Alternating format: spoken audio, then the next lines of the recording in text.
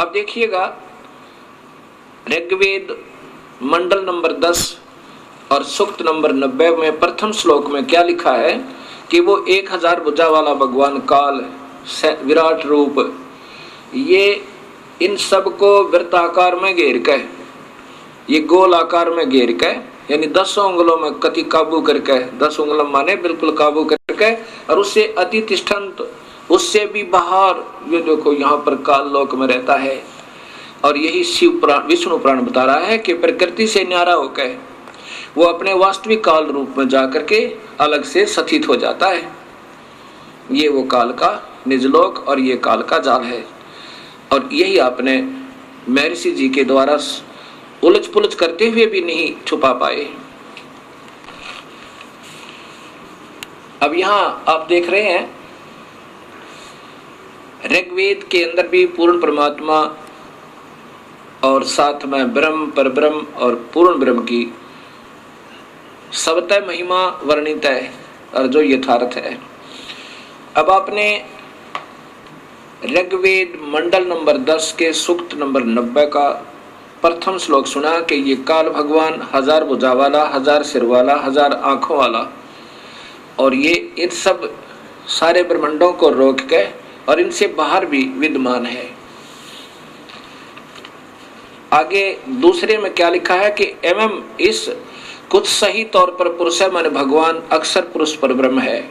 ये तो नाशवान है पहले वाला तो, और दूसरा वास्तु कुछ भगवान रूप दिखाई देता है कुछ, क्योंकि वो खाता नहीं अक्षर पुरुष, और ये तपस्या पर बुनकर खाता भी है। ये नाम मात्र भगवान है, दिख है भगवान, पर वास्तव में प्रभु ये है नहीं।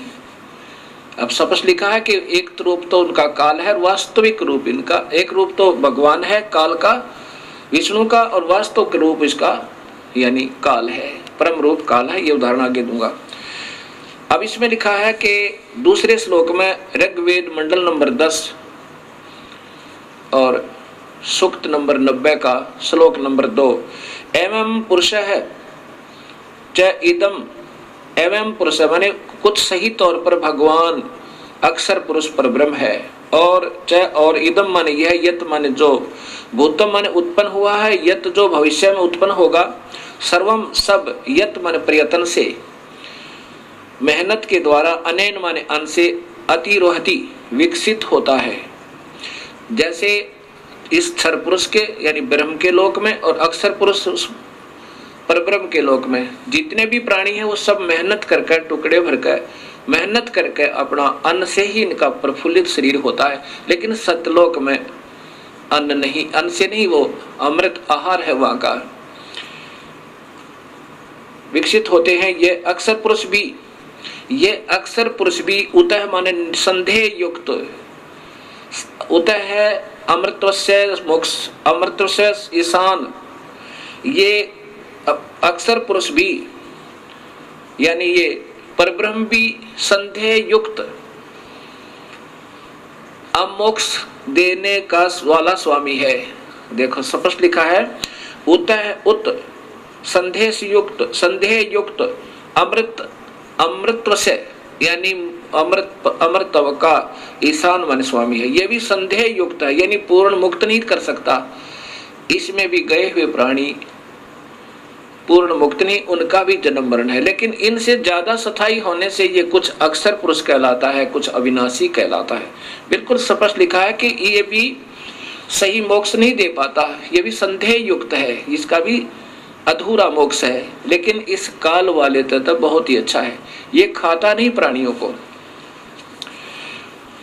अब तीसरे श्लोक में जैसा स्वयं महर्षि जी स्वीकार करते हैं कि इस भगवान की तो इतनी ही महिमा है, और जो भी प्रकृति आदि से उत्पन्न हुआ है उससे भी बड़ा भगवान और है, वो पूर्ण परमेश्वर और है।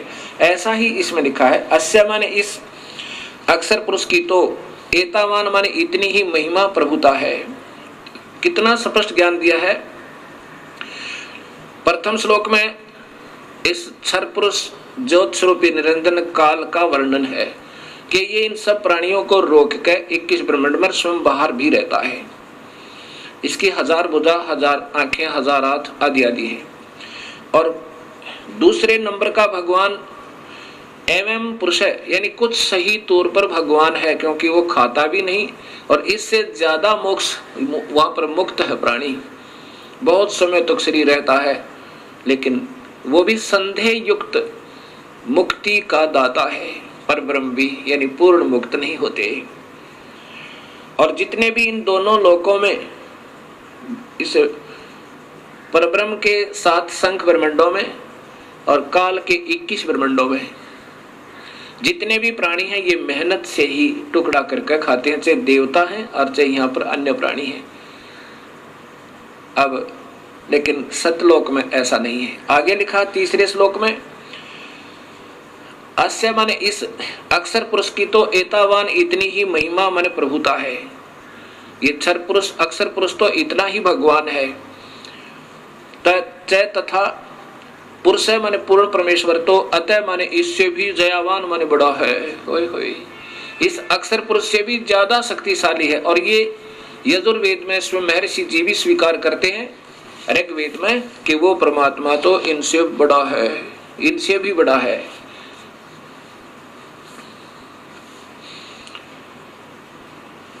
विश्व माने समस्त, भूतानी माने अक्षर पुरुष तथा क्षर पुरुष के इन लोकों में तथा सतलोक में जितने भी प्राणी हैं, वह इस अस्य माने इस पूर्ण परमात्मा नि अक्षर पुरुष का पाद माने एक पैर समझो।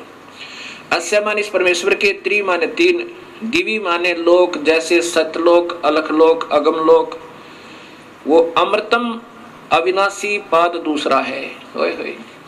अब क्या बताया है कि ये जितने भी सतलोक और इस लोक में जितने भी प्राणी हैं, ऊपर के लोकों में और परब्रह्म और ब्रह्म के लोकों में जितने प्राणी हैं, जीव आत्मा, ये तो इसका एक पैर समझो।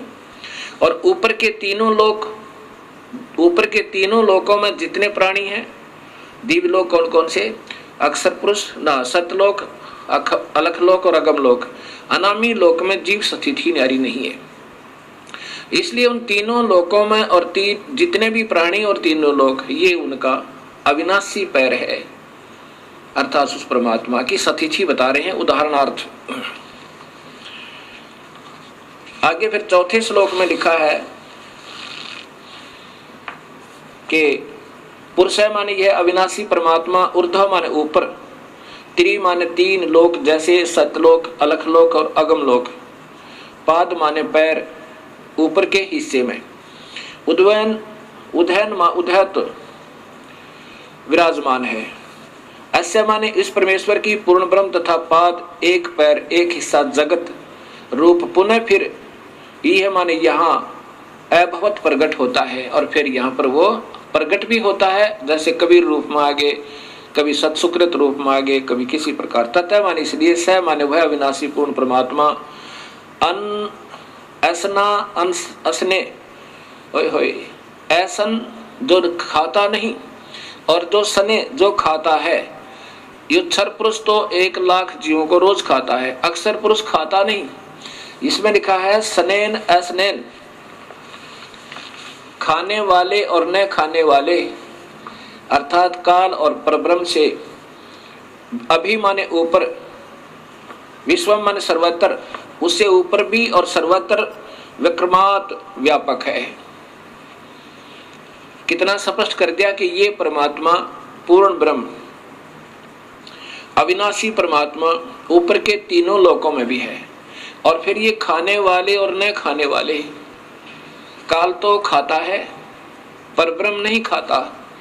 ये क्षर पुरुष तो 1 लाख जीवों का आहार करता है, इसको सांप लगा हुआ है, इसको रोग लग गया, और अक्षर पुरुष नहीं खाता।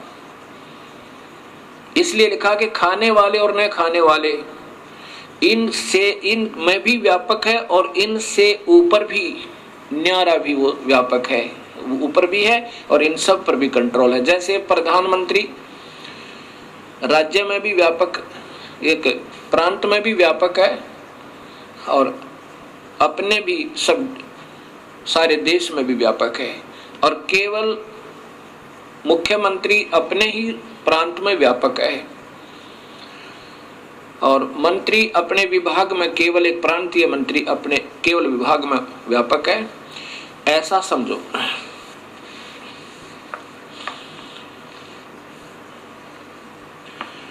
पुरुषेण माने काल भगवान ने अपने जालसाजी से हविषा माने गर्म करके खाने के लिए मक्खन पदार्थ रूप में, देवा माने भक्त आत्माओं को अयगम अविधि पूर्वक धार्मिक रूपी यज्ञ के द्वारा, अयगम यानी जो धार्मिक यज्ञ माने धार्मिक कर्म, अयगम जो धार्मिक कर्म ना हो। जैसे गीता जी में लिखा है कि 7वें अध्याय के 15वें श्लोक में कि तीनों गुणों के द्वारा जिनका ज्ञान हरा जा चुका है वो राक्षस स्वभाव को धारण किए हुए दुष्कृतिन मनुष्यों में नीच, दुष्कृतिन माने वो अधार्मिक मतलब शास्त्र विरुद्ध साधना करने वाले, दुष्कृतिन माने जो सही धार्मिक कर्म ना हो वो बुरे कर्म करते हैं, जो शास्त्र अनुकूल साधना नहीं है, पूर्ण परमात्मा की पूजा नहीं है, उससे अन्य पूजा को दुष्कृतिन अर्थात अविधि पूर्वक साधना करने वाले कहा है। यहाँ वही है कि अयज्ञन जो अधूरी अविधि पूर्वक साधना रूपी यज्ञ के द्वारा, यत माने परिवर्तन करके, तन्वंत माने ताने अर्थात जाल की तरह रचना रची, वसंत सुहाना मौसम, वसंत अर्थात रिंचिक सुख। अब जब तक इस प्राणी के शुभ कर्म साथ होते हैं, जब ये मौज मारता है, बड़ी खुशी के साथ रहता है, तो ये तो समझो वसंत ऋतु बनाई इसने। शुभ कर्म जब साथ हैं तो ये आनंदित समझता है अपने आप को। लेकिन ये गरीबदास जी कहते हैं तू जाने तेरी ऐसे नवेगी हरदम लेखा वरना रे। तो इन्हों सोच लेता है ये इंसान जब थोड़ा सा सुखी होता है कि तू ऐसे ही आनंद में रहेगा। नहीं, इस काल ने ही ये तुझे धोखा देने के लिए तेरे ही शुभ कर्म देकर वो वसंत ऋतु बना दी, अर्थात ये रंचिक सुख संतान और संपत्ति का दिखाया। अजम माने घी अर्थात असीत माने शुभ कर्म रूपी घी था तेरा यो, ये तेरी ये मलाई थी जो वसंत ऋतु रूप में दे दी, अर्थात तेरे को शुभ तेरे ही शुभ कर्मों का यो फल देकर और तुझे लग रहा था मैं मौज कर रहा हूं, भगवान ने मुझे आनंद दे रखे। और फिर देखिए क्या होगा, ग्रीष्म, फिर ग्रीष्म आओगी, पाप कर्म रूपी गर्मी इस जीव को तड़पाने जलाने के लिए, अस्य माने इस काल का, ईदम माने ईंधन अर्थात आग, और सर्द ऋतु जब ये शरीर छोड़ जाएगा फिर क्या करेगा, हवनीय पदार्थ द्रव्य बनकर अर्थात फिर ये इसको खावेगा। पहले वसंत ऋतु तो वो शुभ कर्म जो तूने ही किए हुए थे तुझे ही दे दिए, तेरी ही मलाई तेरा ही घी तेरे सिर पर दे दिया, वो तो वसंत ऋतु समझ इसकी। और फिर ग्रीष्म ऋतु वो आवेगी जब तेरे पाप कर्म होंगे, किसी की टांग कट जाएगी, किसी की आंख फूट जाएगी, किसी का बेटा मर जाएगा, किसी की बेटी मरेगी। ये ग्रीष्म ऋतु यानी तेरे को जलाने के लिए तड़फाने के लिए इस काल ने जाल बना रखा। और फिर शरद ऋतु जब तू मर जाएगा ये शरीर शांत हो जाएगा और फिर तुझे खावेगा वहां हवी यानी तो जो फिर एक खाने योग्य पदार्थ बनाओ निकाल लेगा तेरे मत तपतशिला के ऊपर। ये छठा श्लोक सुना है आपको। अब सातवां सुनो, अग्रतः माने बाद में, पहले अविधिवत साधनाएं करवाई, जैसे वेदों में ओम नाम का जाप लिखा है और महिमा पूर्ण परमात्मा की, ऐसे गीता में ओम नाम का जाप और यज्ञ हवन आदि लिखे हैं और महिमा पूर्ण परमात्मा की। अब इन नादान आत्माओं ने ओम नाम को पूर्ण परमात्मा का मंत्र जानकर और दिन रात मेहनत की, तपस्याएं की, लेकिन उसे प्रभु नहीं मिला।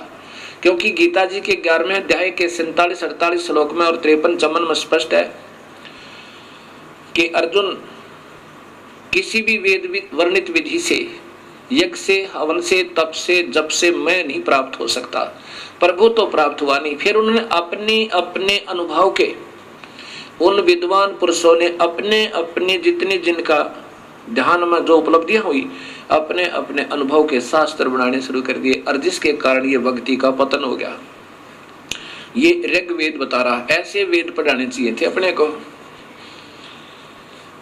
अगर तब माने बाद में, तब माने सज्ञान अंधकार की, यज्ञम माने पूजा के आधार पर, पुरुषम माने काल भगवान को, तेन माने उन, देवा माने भक्त आत्माओं, च तथा साध्य माने सिद्धों ने, ऋष्य है माने ऋषियों ने, बहरसी माने वेदों के बाहर अर्थात भिन्न भिन्न, जातम माने स्वयं उत्पन्न कर दिए। वेदों से बाहर, बहिर्ष माने उस तक बाहर के, वेदों से न्यारे, जातम माने स्वयं उत्पन्न कर लिया, अर्थात वह शास्त्र बना लिए। ये माने जो प्रोक्शन माने मन माने मंत्रों के उच्चारण से, जैसे चारों वेदों में थे एक एक थोड़ा थोड़ा मंत्र निकाल के और एक ब्रह्म ये गायत्री मंत्र बना दिया। ये चारों वेदों में से दो दो अक्षर, तीन तीन अक्षर ले रखे हैं। ये स्वयं प्रोक्शन माने मन माने मंत्रों के उच्चारण से अयजंत अविधि पूर्वक साधनाएं शुरू कर दी। ओए होए, ऋग्वेद बता रहा है ये।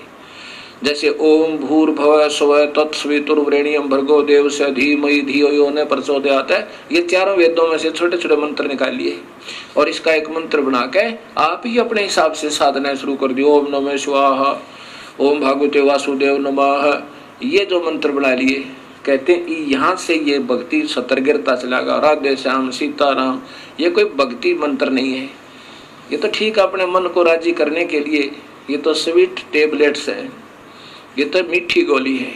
लेकिन नाम जाप से ही बात बनेगा जो वेदों में लिखा है। इस मन को प्रसन्न करने के लिए चाहे कुछ भी गाते बजाते रहो, इससे कोई लाभ नहीं होगा। उस मूल मंत्र से ही बात बनेगी जो वेदों में वर्णित है। और फिर पूर्ण परमात्मा कबीर परमेश्वर ने उस ओम मंत्र के साथ एक मंत्र और जोड़ा जो परब्रह्म का मंत्र है, और एक मंत्र और जोड़ा जो पूर्ण ब्रह्म का मंत्र है। ऐसे ये तीन मंत्रों का जाप से जीव का छुटकारा होगा। बाकी मन प्रसन्न करने के लिए चाहे फिल्मी गाने के आधार पर गा लो उस भगवान की स्तुति, और चाहे किसी मनमुखी मंत्र के आधार पर अपना व्यर्थ जीवन कर लो, उससे कोई लाभ नहीं, ये वेद बता रहे हैं। मनमाने मंत्रों के उच्चारण से अयजंत अविधि पूर्वक साधनाएं प्रारंभ कर दी। अब 8वां श्लोक है कि तस्मात उस धार्मिक यज्ञात, उस धार्मिक कर्म यज्ञ आदि से जो अविधि पूर्वक थे, अर्थात काल ब्रह्म को ही पूर्ण ब्रह्म मानकर निर्गुण सरगुण रूप से धार्मिक कार्य करने से सर्वहुत सब धार्मिक कार्य यज्ञादि करने वाले, अब उस पूर्ण परमात्मा को के ही जैसा इस काल को मान के उसी की साधना करने वाले वर्षद, प्रसद माने पूरी सभा, प्रसद माने पूरी सभा यानी पूरा भक्त वृंद, सभी भक्त आत्माएं, समुदाय आयजम पिंगला हुआ घी अर्थात प्रभु प्राप्ति की प्रेरणा से विशेष प्रेरित। अब जैसे ये भक्त संत जन बढ़िया बढ़िया लतीफेदार कथा सुना के इन भक्त आत्माओं को प्रेरणा तो इतनी दे देते हैं प्रभु पाने की, और जाप देते हैं काल का, और काल से भी निम्न सतर का, काल का भी कोना। फिर बताते हैं कि पीपल के चक्कर लगाओ, वट वृक्ष के चक्कर लगाओ, इसमें भगवान का देवताओं का वास होता है।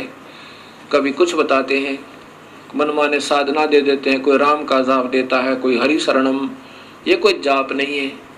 ओम नमः शिवाय, ओम भगवते वासुदेव नमः, ये कोई मंत्र नहीं है। अब यहाँ कहते हैं आयजम पिंगला हुए घी की तरह प्रभु प्राप्ति की प्रेरणा से विशेष प्रेरित सम माने पूर्ण परमात्मा की सत भक्ति सदृश जान के उन गलत मंत्रों को, उन नादान संतों के द्वारा दी गई साधना को सत्य मान के और जानकर भरतम धारण किए हुए उसको जाप करते हुए अपने हिसाब से सोचते हैं कि हम सही पूजा करें क्योंकि मेरे गुरुदेव ने मुझे बताया है।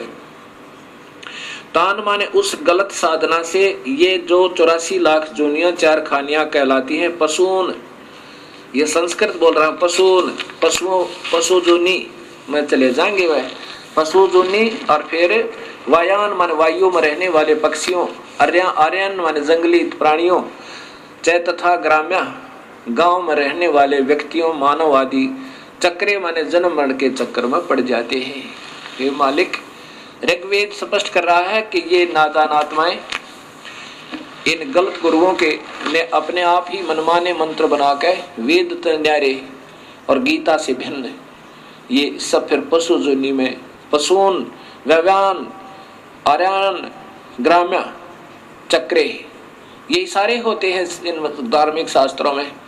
तो ये इस प्रकार ये पशु चारों प्रकार की प्राणियों खानियों में ये चक्कर में पड़ जाते हैं, ये मुक्त नहीं होते। अब यही ऋग्वेद मंडल नंबर 10 और सूक्त नंबर 90 का आपको श्लोक नंबर 9 सुनाता हूं। तस्मात उसके बाद सर्व माने सब, यज्ञात माने धार्मिक कार्य, हुता माने करने वाले, सामानी साधारण अर्थात वेदों को छोड़कर, छंदासी अन्य छह शास्त्र, 11 उपनिषद, गोपथ ब्राह्मण आदि जजीरे माने बनाए। अब इन नादान संतों ने अपनी अपनी अनुभूतियां अलग से 6 शास्त्र, 11 उपनिषद, बाकी गोपथ ब्राह्मण और अन्य वेदों के ब्राह्मण बनाए। तस्मात माने उसके बाद, रचय श्लोक जजीरे बनाए, अपने आप और श्लोक बना लिए नारे नारे। तस्मात उसके बाद यजुर प्रार्थनाएं, यजु माने प्रार्थनाएं, यजुर स्तुतियां, अन्य ब्राह्मण जैसे अन्य यजुर्वेद के अन्य ब्राह्मण अजायत माने बनाए। अब ओम जय जगदीश रे, स्वामी जय जगदीश रे, जय माता दी, पिछले बोलो अगले बोलो जय माता दी, ये बना लिए नो कहे, ये शास्त्र विरुद्ध है, इनसे प्रभु प्राप्ति नहीं हो सकती, तो मनराज जी करने वाली बात है। आगे 10वें श्लोक में लिखा कि तस्मात उसके बाद अश्वा माने घोड़े जैसी दौड़ लाएगी अपने अपने न्यारे न्यारे शास्त्र बनाने की। के माने इसलिए काल साधना से, ये माने जो अजायंत उत्पन्न हुआ, उभयादत, यह दोनों ही काल के दांत समझो। अब चाहे सरगुण मान के उसको, चाहे निर्गुण रूप के, जो भी उपनिषद और जो भी अपने शास्त्र अन्य वेद ने छोड़कर जो भी अपनी अनुभूतियां लिखी, अपना अनुभव लिखा, ये काल के दांत समझो, इनमें उलझ गए सारी नादान आत्माएं। वेदों से अलग अगर कोई साधना बताता है वो गलत बताता है। वेद खुद भगवान द्वारा वर्णित है और उसमें उतना ही करना जितना लिख रखा है, उससे ज्यादा कम करता कोई अपने, वो फिर उस खेल के मैदान के नियमों से बाहर खेल रहा है। जैसे कोई खेल का मैदान होता है, उस प्लेग्राउंड के कुछ सीमा होती है, उसके अंदर ही खेलना होगा, उससे बाहर जो खेल रहा है वो खेलता रहो, उसको कोई लाभ नहीं। वो तो लोग दिखावा कर रहा है दुनिया को दिखाने के लिए, तो ऐसे यहां बता रहे हैं।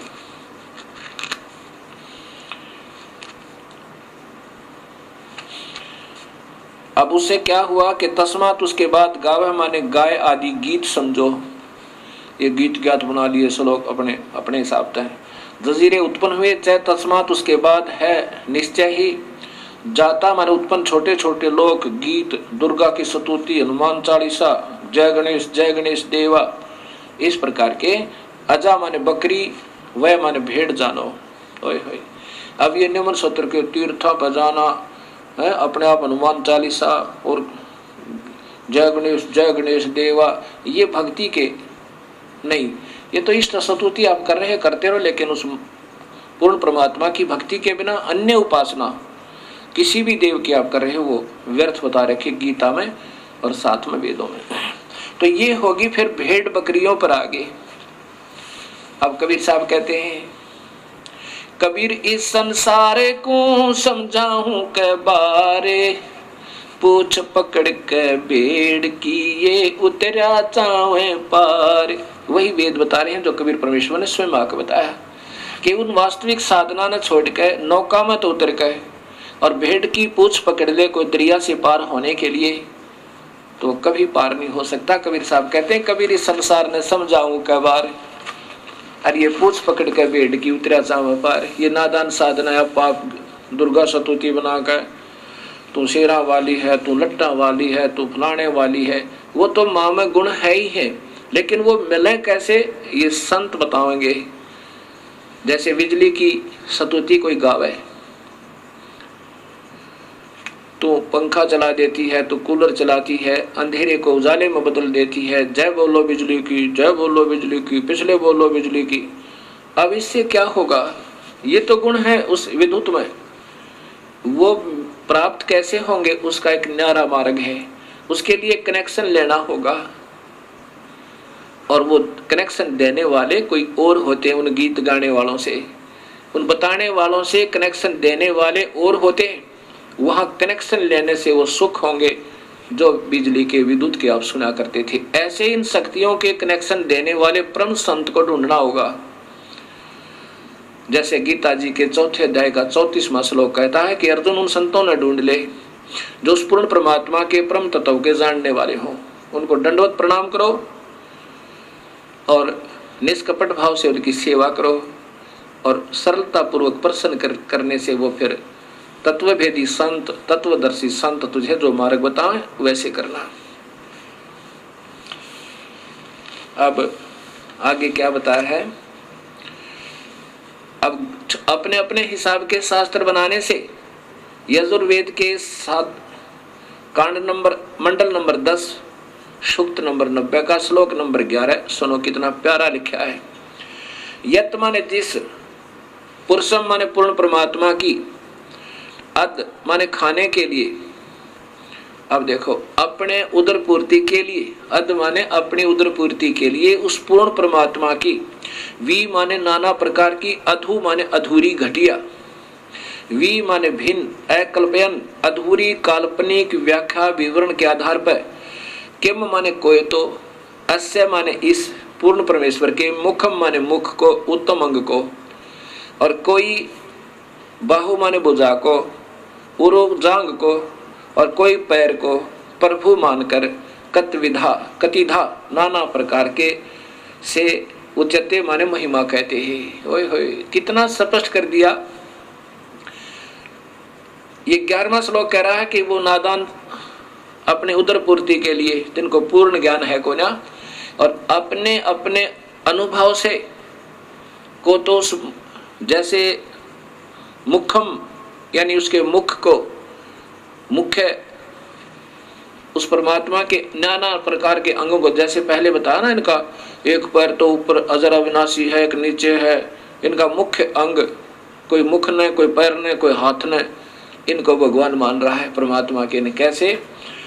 जैसे कोई आकार बताता है, कोई निराकार कहता है, कोई ब्रह्मा को परमात्मा बताता है, कोई विष्णु को, कोई शिव को, कोई फिर कहता नहीं भगवान एक और है, वो निराकार है, वो दिखाई नहीं देता। अब एक समय 5 अंधे आपस में विचार करने लगे कि सुना है गांव में हाथी आया हुआ है और हमें कोई हाथी के पास छोड़ दे तो हम हाथी देखें। एक आंखों वाला उनकी बातें सुन रहा था। उसने कहा भी तुम हाथी कैसे देखोगे सूरदास, तुम्हारी आंखें तो है नहीं। अंधों ने कहा कि हमारे हाथ आंखों का काम करते हैं, आप कृपा करके हमें उस हाथी के पास छोड़ दीजिए। उस आंखों वाले ने उन 5 अंधों को हाथी के पास छोड़ दिया, चारों तरफ छोड़ दिया।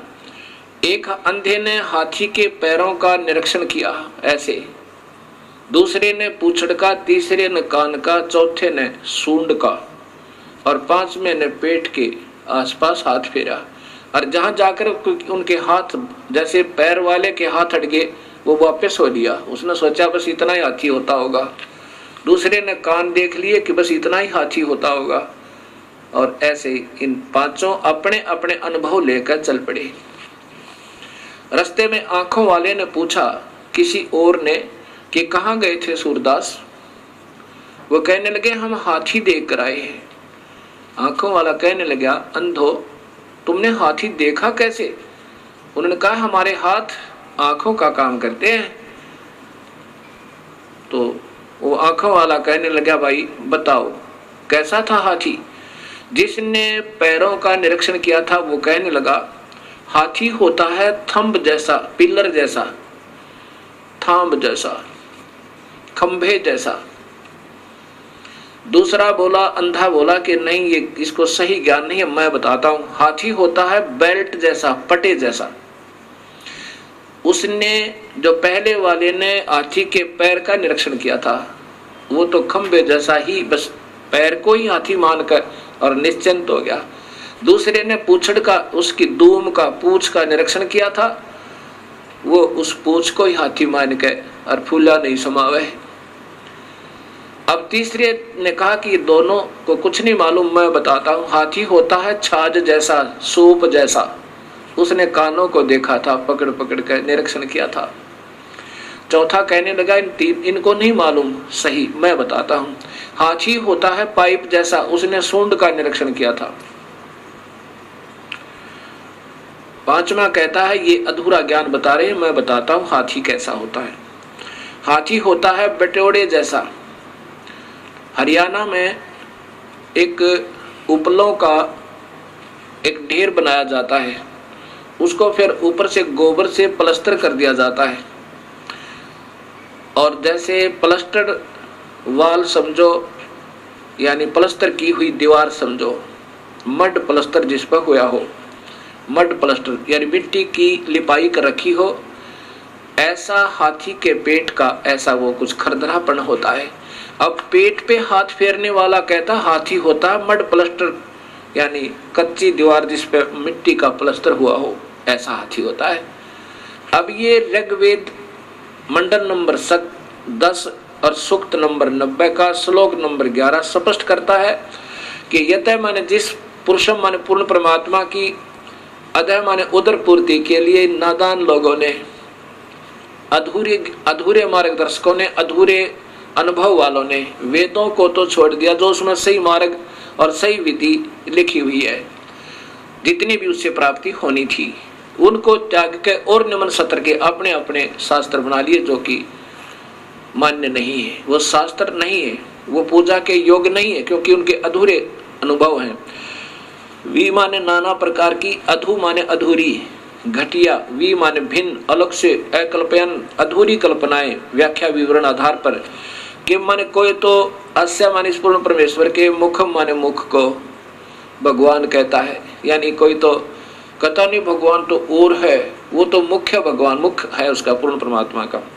और कोई भुजा को भगवान कहता है, कोई पैर को पाद है, और कोई किसी प्रकार से जांग को, यानी ऐसे ऐसे उन्होंने अपने अपने हिसाब की अटकलें लगा रखी हैं। अब आंखों वाला बता सकता है कि सारे मिलाकर ही प्रभु बनता है, जैसे ये 21 ब्रह्मांड,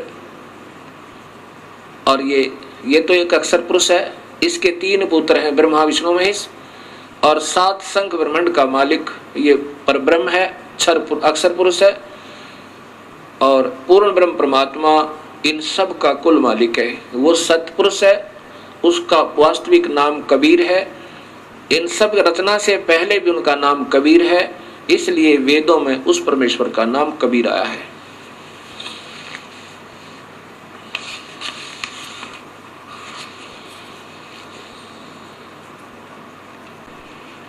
अब आपको इसी सूक्त के ऋग्वेद के मंडल नंबर 10 सूक्त नंबर 90 के 15 और 16 श्लोक और सुनाता हूं।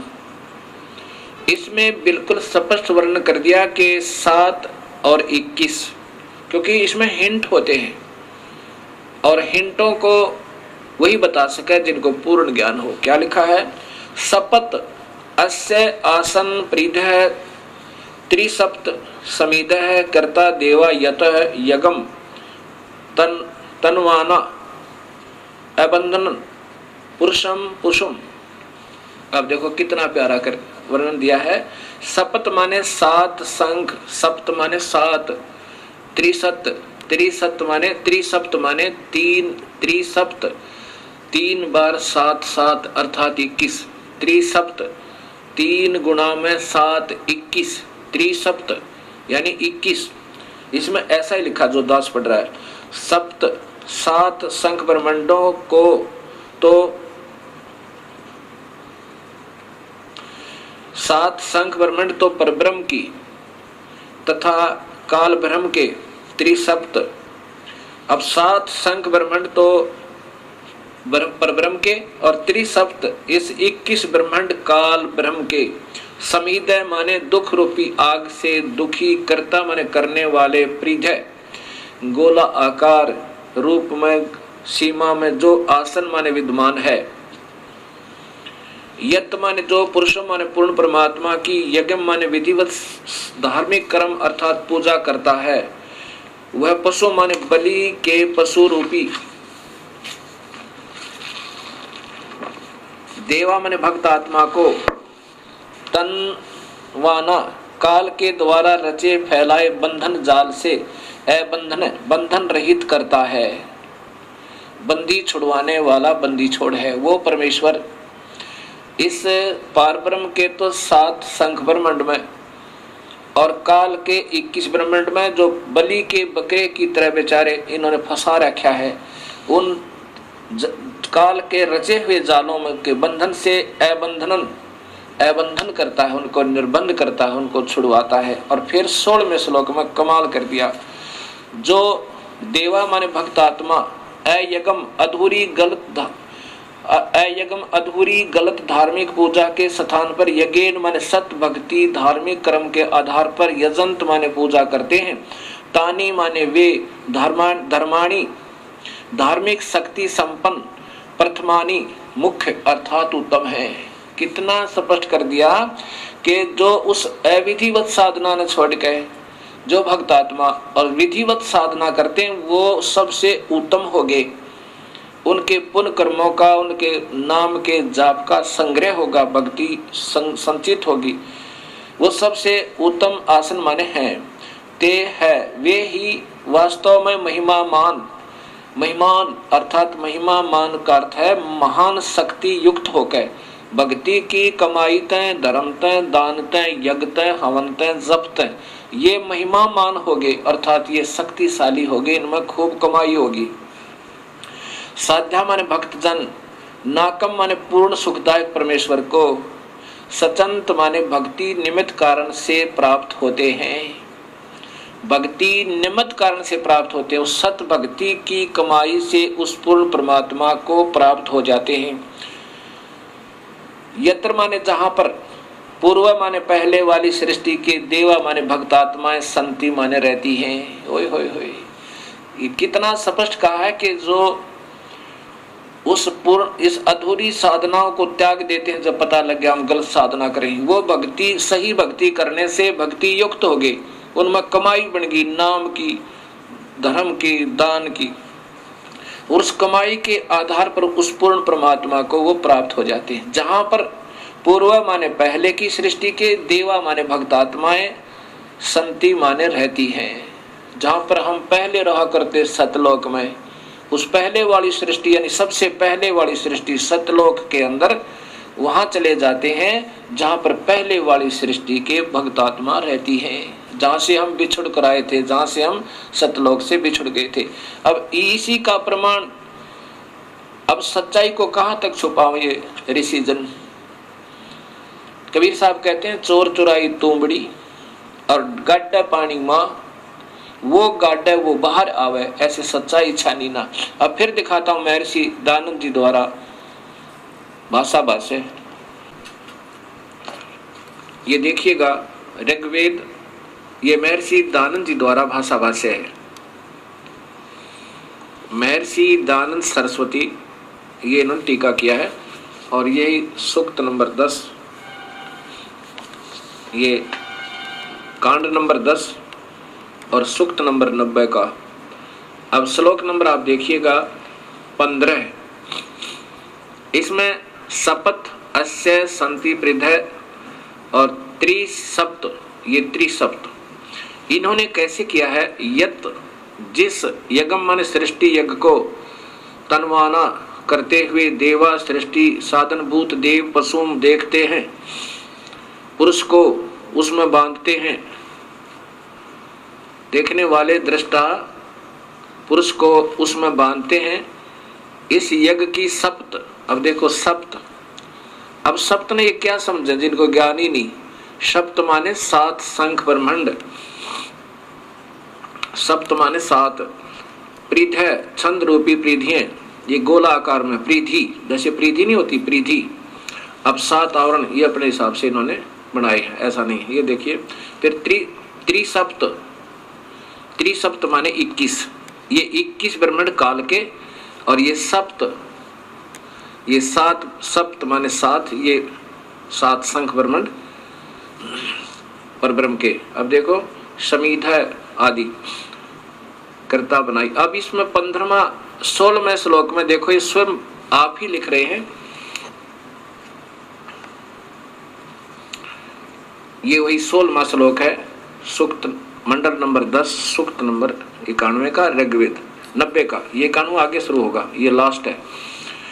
देवा देव शक्तियां यज्ञ माने संगीकरण आदि से अथवा अग्नि से यज्ञ सृष्टि रूपी यज्ञ को अजायत माने करते हैं, अजंत, क्योंकि तानी माने वे, धर्माणी संसार के धारक बल। अब सब कुछ उलट सुलट करते करते फिर देखियो कहाँ आएगा सच्चाई। प्रथमानी मुख्य आसन माने हैं, इसका अर्थ बनता है जो सही ढंग से भक्ति करते हैं वो सबसे उत्तम भक्त आत्मा है। ते वे ही महिमान महान सामर्थ्य वाले हुए, अर्थात जो सख्त भक्ति करते हैं उनमें भक्ति शक्ति होगी। नाकम माने आनंद स्वरूप परमेश्वर को, सचंत माने निर्मित कारण से रूप में प्राप्त करते हैं। अब एक तरफ तो वो कहते हैं परमात्मा निराकार है, और यहाँ स्वयं कहते हैं कि परमेश्वर को निमित्त कारण से रूप में प्राप्त करते हैं।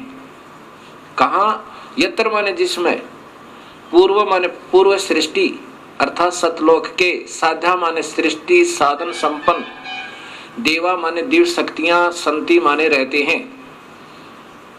अब स्वयं स्वीकार कर रहे हैं महर्षि जी के आनंद स्वरूप परमेश्वर को प्राप्त करते हैं निमित्त कारण से, अर्थात सतभक्ति के कारण प्राप्त करते हैं। इसलिए भगवान कहीं आकार में है जहां उसको प्राप्त करते हैं। प्राप्त करना माने उससे मिलना, उससे साक्षात्कार करना। ये स्वयं वेद बता रहा है, स्वयं अपने कर्मों से लिख रहे हैं, कर कमलों से, जिसमें कहाँ जाते हैं? उस परमात्मा के लोक में जहाँ पहले की सृष्टि यानी सतलोक वाले साध्या सृष्टि संपन्न साधन संपन्न, अर्थात वो भक्त आत्मा, देवा माने दिव्य शक्तियां, ये भक्त आत्मा रहती हैं वहां, क्योंकि वो परमात्मा स्वरूप आत्म रूप में है, इसलिए उनको देवा कहा है। शक्तियां रहते हैं। अब प्रिय भक्त आत्माओं, इस सच्चाई को इतना गहरा दबा दिया गया कि इसके ऊपर से मिट्टी हटाते हटाते ढेर सारा प्रयत्न करना पड़ता है। और पुण्यात्मा जो होंगी अब तुरंत समझ जाएंगी इन काल के दूतों, इन नकली संतों के जाल में नहीं रहेंगे।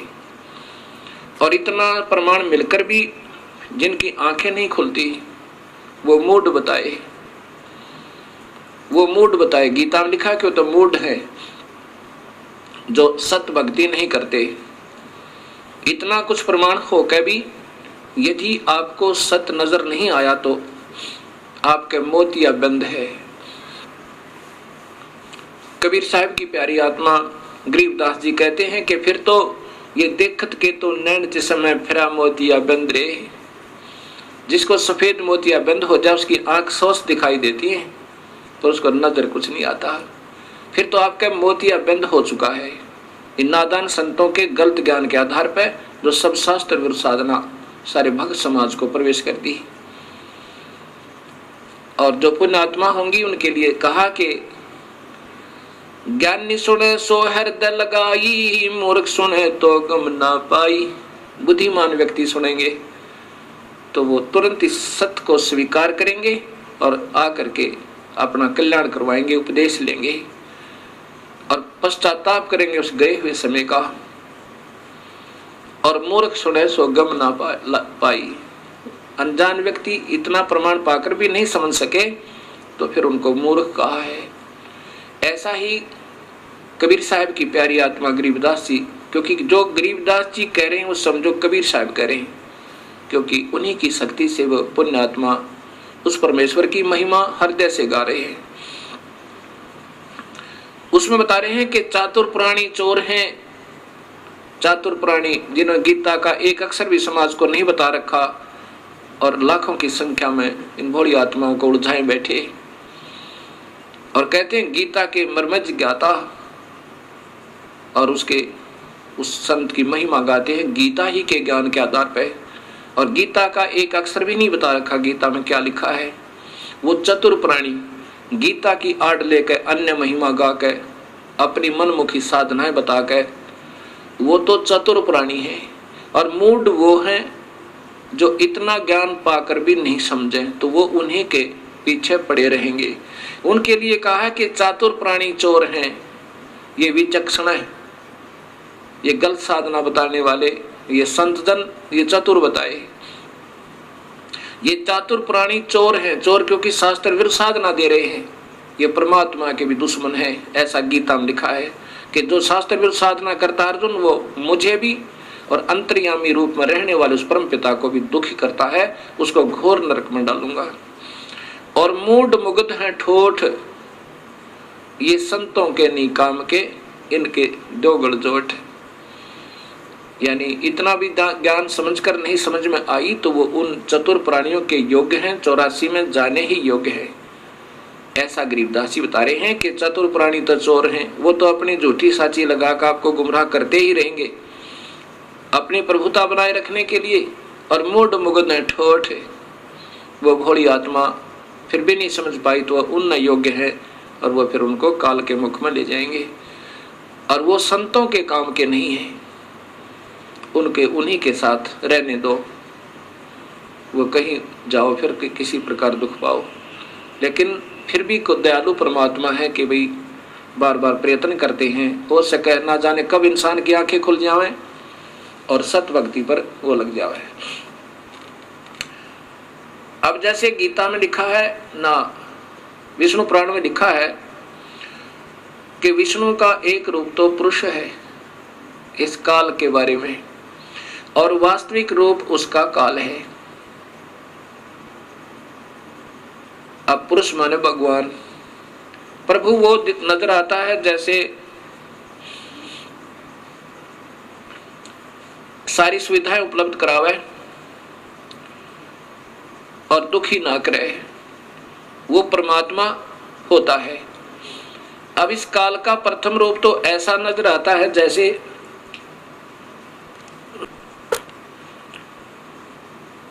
कसाई बकरे पालता है और उनके लिए अलग से स्थान बनाता है और उनके लिए छाया बनाता है, गर्मी सर्दी से बचने के लिए उनके लिए मकान भी बनाता है, हिंसक पशुओं से बचने के लिए उनका डिफेंस करता है, चारों तरफ बाड़ लगा देता है, और पानी की व्यवस्था करता है, उनके चारे की व्यवस्था करता है, उनको फिर ऐसे हाथ से प्यार भी करता है। अब वो नादान पशु उस कसाई को अपना मालिक समझते हैं, क्योंकि उनको वो अपना स्वामी नजर आता है, सारी सुविधा प्रदान कर रखी है। लेकिन जब वो आता है उनके अंदर, वो देखता है ऐसे ये कितने वजन का हो गया, कितना मांस हो गया इसमें, बकरे में ये कितने किलो वजन होया, कितने रुपए की कीमत इसकी होगी। और वो नादान पशु उसको अपना स्वामी मान के, किसको, कसाई को, उससे प्यार करता है, उसके मुख को चाटता है और ऐसे पैरों को उसके ऊपर डाल लेता है सीने से लगाने के लिए। अब उस भोली आत्मा ने, पशु ने, उस बकरे को ये मालूम नहीं, बकरी को, कि ये दुश्मन है तेरा, ये कसाई है। और फिर किसी का पुत्र आओ, किसी की पुत्री आओ, 10 की आवश्यकता 10 ले लिए, 20 की आवश्यकता 20 निकाल लिए, और 100 की आवश्यकता 100 निकाल लिए। किसी का बेटा मरो, किसी की बेटी मरो। ऐसे ही ये काल भगवान है, यही महाब्रह्मा, महाविष्णु, महाशिव रूप में लीला करता रहता है, सबको गुमराह रखता है। इसका प्रथम रूप तो भगवान जैसा दिखा, जैसे बढ़िया पृथ्वी दे रखी, बढ़िया सूर्य बना हुआ, नीचे पानी मीठा है, और फिर फलदार वृक्ष हैं, दूध, दही, घी, सेब, संतरे, मक्खन, कार, कोठी हैं ठाठ कर रखे। और फिर 1 लाख परिवार रोज टक्कर मार कर होते हैं। किसी का बेटा मर गया, किसी की बेटी मर गई, किसी के पुत्र मर गया, किसी का दामाद मर गया, और ये आनंद से 1 लाख जीवों का आहार करता है। अब ये काल का जाल कबीर परमात्मा बता रहे हैं। अब जब आपकी समझ में ये सृष्टि रचना आ जाएगी, तब आपकी सर्व शंकाओं का समाधान स्वतः ही हो जाएगा। इसलिए ये दास बार बार आपको सृष्टि रचना की सटोरी आपके हृदय में ऐसे उतारना चाहता है जैसे रामायण और महाभारत बच्चे बच्चे को कंठस्थ होगी। ऐसे ही इस ज्ञान के आधार पर हमने उस परम पिता की जानकारी होगी, जैसे हमने रामायण और श्री कृष्ण लीलाओं से श्री रामचंद्र जी की महिमा का ज्ञान हुआ, श्री कृष्ण जी की महिमा का ज्ञान हुआ, तो उनको हमने प्रभु मानकर हृदय से स्वीकार किया। ऐसे ही जब हमने पूर्ण परमात्मा का ज्ञान होगा, फिर अपने आप इनसे स्थिति हमारी हट जाएगी। जैसे गीता जी में लिखा कि अर्जुन, जब तुझे पूर्ण परमात्मा का सत्य ज्ञान हो जाएगा, फिर तेरी अन्य देवताओं में ऐसी स्थिति रह जाएगी। अन्य देवता में यो काल भी आ गया फिरता है जब पूर्ण परमात्मा का सही ज्ञान हो जाएगा। कैसे? जैसे छोटे जलाशय के, जब आपके बड़े बड़े जलाशय के प्राप्त हो जाने पर पहले समय में नहाने और धोने पीने के लिए तालाबों का स्वच्छ जल ही प्रयोग किया जाता था, क्योंकि उसमें जड़ी बूटियां बहुत हुआ करती आसपास, और वर्षा के कारण जड़ी बूटियों के ऊपर गिरा हुआ जल और फिर संचित हो जाता था एक झील में, एक तालाब में, उसी को पिया करते थे। वो बहुत स्वास्थ्यवर्धक होता था। तो कहते हैं कि उसमें पीने के लिए भी वो पानी ही प्रयोग किया जाता था और उसी से सिंचाई भी की जाती थी। भगवान कह रहे हैं, अर्जुन, जब बड़े जलाशय के प्राप्त होने पर छोटे जलाशय में, जिसमें कुछ समय का अस्थायी जल था, जो ग्रीष्म ऋतु आने पर समाप्त हो जाना था, उस छोटे जलाशय के प्रति जैसी तेरी श्रद्धा रह जाएगी, ऐसा ही उस पूर्ण परमात्मा के सत्य ज्ञान के हो जाने पर इन अन्य मेरे में यानी ब्रह्म में और परब्रह्म में और नीचे के ब्रह्मा विष्णु महेश और देवताओं में, इनमें जिसी तेरी श्रद्धा रह जाएगी, जैसे उस बड़े जलाशय बड़े तालाब के प्राप्त होने पर उस छोटे जलाशय में रह जाती है। उससे फिर नफरत नहीं होती, वो तो काम चलाऊ है और वो सथाई है। ऐसे अपने आप उसमें श्रद्धा स्वतः बन जाएगी।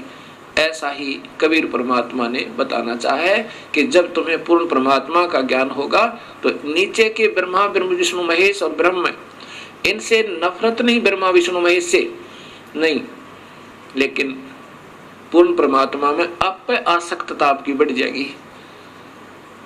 अब जैसे अनजानपने में रात्रि के समय कोई छोटा सा 25 वाट का बल्ब उदय हो जावे, जग जावे, तो ये भोले भाले पतंग, छोटे छोटे जुगनू, तितलियां, ये मच्छर उसके चारों तरफ उसको सच्चिदानंद मान के, सत्य चित आनंद, क्योंकि अंधेरे में तो वो बढ़िया, इसलिए उसको सच्चिदानंद मान लिया। अभी तक समाज को सच्चिदानंद की परिभाषा का भी ज्ञान नहीं। सच्चिदानंद अर्थात प्रभु, जो आत्मा का सच्चा साथी, सच्चा आनंद, जो ना मारे ना खावे ना दुखी करे ना गधे बनावे, वो परमात्मा वास्तव में सच्चिदानंद है। बाकी जब तक उसका ज्ञान नहीं तब तक ये नीचे के देवता ही सच्चिदानंद बने हुए थे हमारे लिए।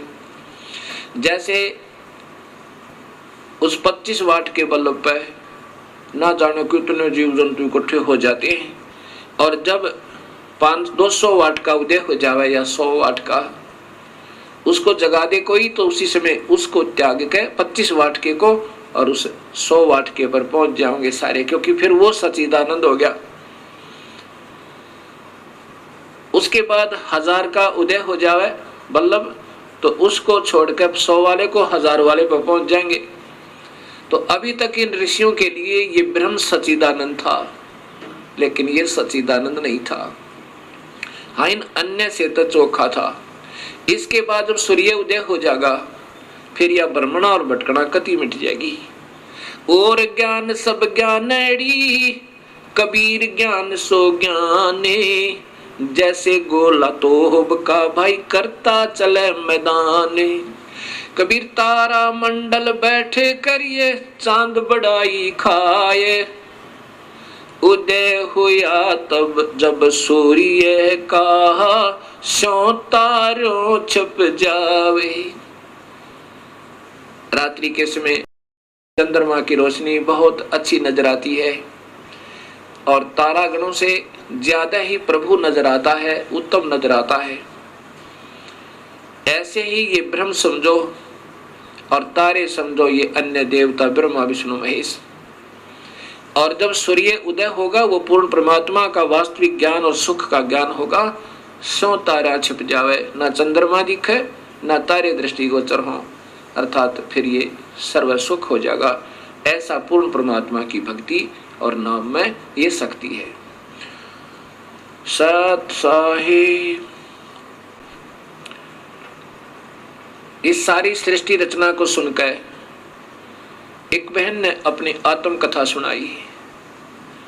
अब देखो भक्तजनों, जब तक आपको सुख है, ये तो वेद में बताया कि आपका वसंत ऋतु है, आपका एक ही आपके कर्मों की मलाई आप खा रहे हो, करीम खा रहे हो, खाते रहो। और जब पाप कर्मों का ग्रीष्म ऋतु प्रारंभ होगा फिर देखियो क्या बनेगी। एक माई ने बताया कि मैं एक ही पुत्र उत्पन्न हो जाने के बाद विधवा होगी, मेरा पति मर गया। फिर मैंने अपने पुत्र की परवरिश की, ये सोचकर मेरा बेटा बड़ा होगा, इसका विवाह करूंगी, इसके पुत्र होंगे, पुत्री होंगी, पोते और पोतियों को खिलाऊंगी और फिर सुख होगा दाता। और अपने पुत्र की मंगल कामनाओं के लिए, उसकी रक्षार्थ इसी काल के द्वारा गलत साधना, प्रवेश समाज में पितरों की पूजा, भूतों की पूजा, फिर देवी देवताओं की पूजा, फिर अन्य स्थानों पर, तीर्थों पर, सब जगह जाकर और अपने पुत्र के दीर्घायु की मन्नतें मांगा करती थी। अब क्या होता है वो बताती है कि जब मेरा पुत्र +2 में पढ़ रहा था, उसने मोटरसाइकिल की जिद कर ली कि माँ मोटरसाइकिल लूंगा। मुझे डर भी लगता था कि कहीं मेरे बेटे का चोट ना लग जाए, लेकिन ज्यादा ही जिद करने से और साथ में ये सोचा कि ये मेरे बेटे के मन में ये ना आ जाए कि मेरा पिता होता तो आज मुझे अवश्य मोटरसाइकिल दिलवाता। मैंने सोचा कि कहीं बेटे के हृदय में हीन भावना ना आ जाए, मैंने जैसे तैसे करके हीरो होंडा मोटरसाइकिल ला के दे दी। प्रतिदिन अपने एक दोस्त को लेकर के वो कॉलेज जाया करता था, स्कूल जाता था। उस दिन भी अपने एक दोस्त को लेकर के मेरे खाना खा के अपने दोस्त को लेने गया, अपने उसके घर से उसको लेकर के और अपने कॉलेज की तरफ प्रस्थान किया। इतने में फिर कुछ अपना कार्य निपटा के, कि 2 ही प्राणी थे घर में, 2-4 रोटियां बनाई, फिर अपना खाने की तैयारी की थी। खाना खाने के लिए ऐसे ग्रास किया था, इतने में उसका दोस्त जो प्रतिदिन उसके साथ जाता था अड़बड़ाया हुआ आया और उसके वस्त्र फटे हुए और कहा, आंटी हम ऐसे जा रहे थे और एक्सीडेंट हो गया भैया का। ऐसे मुख की तरफ ग्रास किया था, वहीं हाथ से गिर गया, सिर पर कपड़ा नहीं, पैर में जूती नहीं, और भाग ली पागलों की तरह। जब घटना स्थल पर पहुंची तो वहां मेरा बेटा नहीं था, वो हॉस्पिटल जा चुका था। वहां भाग कर गई, वहां जाकर पता चला वो तो मर चुका है। दीवार का टक्कर मारी, 7 टाँके आए बोली मेरे सिर में और 2 घंटे में बेहोश आंस में आई। अब वो आपकी सारी कथा मुझे सत्य लग रही है। ये काल बहुत जुल्मी है। मैंने कहा, माई अगर तू सुखी होती तो बिल्कुल नहीं मानती, ना उन देवी देवताओं को छोड़ती जिन पर तूने सारा जीवन खो दिया। कहती है, जी बिल्कुल ठीक हो आप। अब ये परमात्मा कबीर साहब हमें बताना चाहता है कि तुम जिसकी पूजा करते हो वो स्वयं काल है, और उसी की तुम पूजा करे। उसी के 3 पुत्र ब्रह्मा विष्णु महेश है, बेचारे ये उसके प्रवेश हैं, ये भी तुम्हारी मदद नहीं कर सकते। ये केवल कर्म आधार पर तुम्हें जो भी तुम्हारा नियमित है, सुख है तो सुख लो, दुख है तो दुख लो। अब ब्रह्मा से हमारे से उत्पत्ति करवाता, रजोगुण बनाकर हमने विवश करके सब में वासना भर के, और विष्णु हमारे अंदर मोह ममता पैदा करे रखता है कि यहाँ पर ये टिके रहे, सतीथी बनी रहे। और शिव जी फिर हमारा संहार करवाता है कोई न कोई कारण बना के, चाहे किसी का बेटा मरो चाहे किसी की बेटी। क्योंकि वो भी काल के वश है बेचारा। जब उसके ऊपर उसका संकेत आता है तो वो नहीं रोक सकता, चाहे उसका अपना पुत्र भी क्यों न हो।